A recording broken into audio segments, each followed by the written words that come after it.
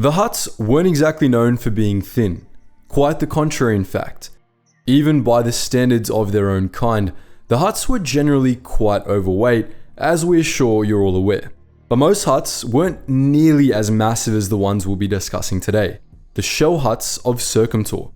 The Shell Hutts were a strange Hutt sect that moved almost exclusively through the use of repulsor technology, which freed them to gorge themselves even more than the Lords of Nal Hutta. In this video, we'll be telling the story of these strange slugs and the world they called home.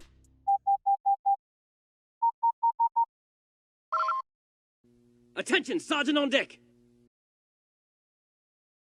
Most people know the Hutts as a species of bloated, endlessly greedy crime lords, unwilling and perhaps unable to do anything themselves. However, they weren't always this way, believe it or not. The Hutts used to be some of the most feared warriors in the galaxy. Hutts could develop incredible strength if they put some effort into it, and since even Hutts that weren't overweight weighed about 500 kilograms or over 1,000 pounds in freedom units, they were perfectly capable of squashing their opponents to death. Additionally, Hutts of all eras were extremely intelligent, and in the pre-Republic era, their strength and smarts helped them build one of the galaxy's first post-Rakatan empires. For about 10,000 years, they were an ever-present nightmare for the systems on the eastern edge of the galaxy. These ancient Hutts conquered a vast swath of space and enslaved or exterminated every other species they found, destroying every other empire that threatened their power until the Republic came along. During its first few centuries, the Hutts mostly fought their own battles, often all too literally crushing their enemies on the battlefield.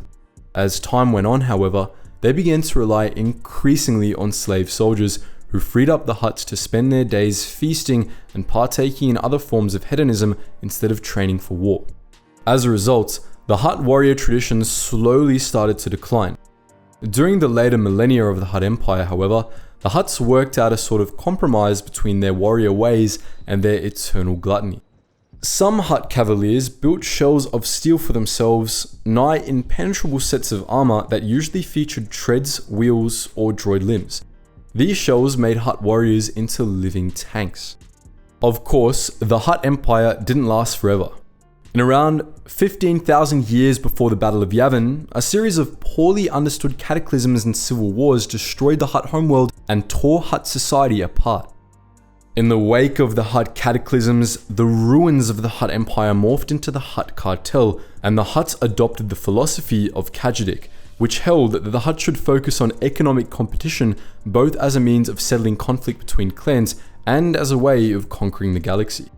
The Hutts went from conquerors to crime lords, and Hutt warrior traditions became a thing of the past for the most part.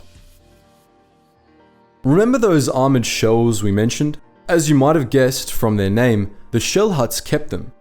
By the time of the Clone Wars, the Shell Hutts' armor was made from starship-grade Durasteel plates, which often completely covered the wearer's body.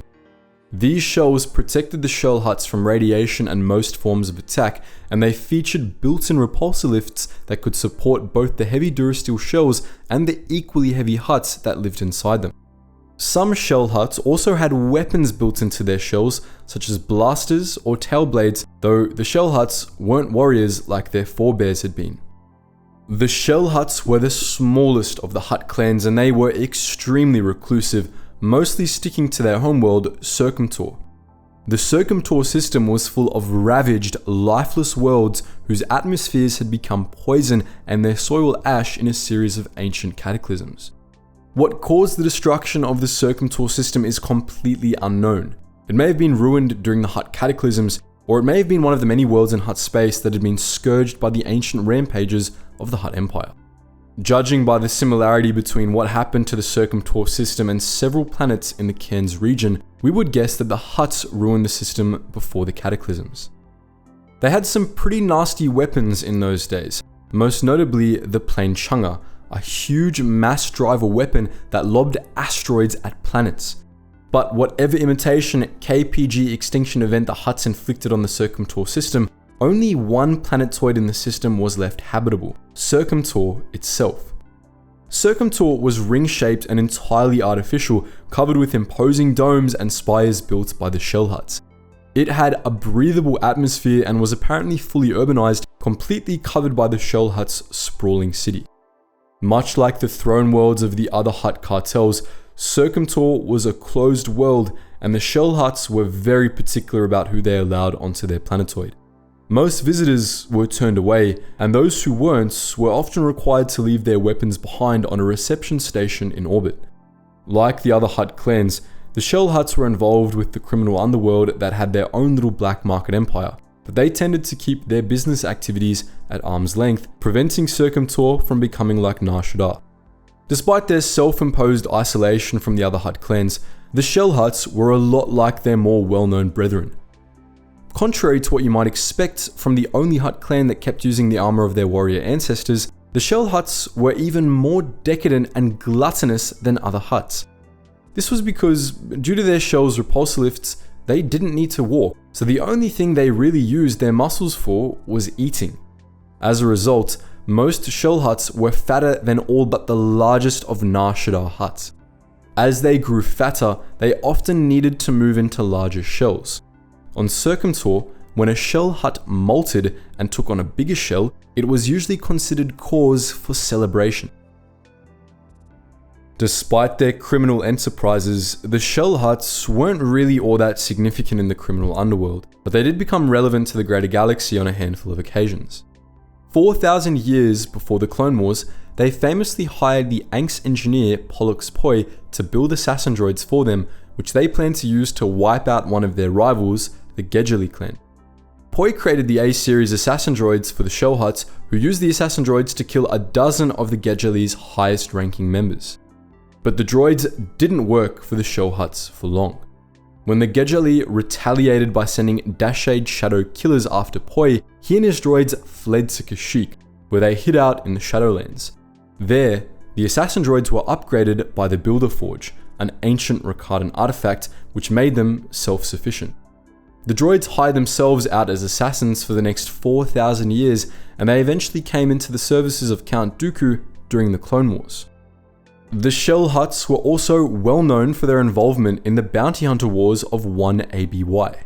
That year, they provided shelter to a being named Opfar Nar Dinid, who had a sizable bounty on his head. This attracted a number of hunters from the Bounty Hunters Guild, Boba Fett, Bosk, Zuckuss, IG-88, and Dardan, a cyborg from the unknown regions who had a blaster cannon for a head. After arriving on Circumtore, the hunters found out the whole thing had been a ruse. The Shell Hutts had already killed the man they were after, and they had brought him to Circumtore so they could lure in and kill Boba Fett. They also planned to kill Bosk on the request of his father, Kradosk, who feared his son was going to try and usurp control of the Bounty Hunters Guild. As the Shell Hutts had demanded the hunters turn in their weapons before landing on Circumtore, they figured they'd be easy prey. But they were wrong. When he realized that the whole thing was a trap, Boba Fett rearmed Dardan's disabled face gun, and the bounty hunters laid waste to their Shell Hutt attackers and their army of mercenaries. The bounty hunters were able to fight their way off Circumtore, but this battle ended up being the first of many. After Bosk found out that his father had gotten the Shell Hutts to try kill him, he resolved the dispute in traditional Trandoshan fashion, murdering and then cannibalizing Kradosk. This caused a civil war in the Bounty Hunters Guild, dismantling what was once one of the galaxy's most powerful organizations. So that was the story of the Shell Hutts of Circumtore, perhaps the most unusual of the Hutt clans. But what do you think? Are there other Hutt clans you'd like to see a video on? Please feel free to leave your thoughts in the comments section below, and as always guys, thank you so much for watching, and I hope to see you in the next video.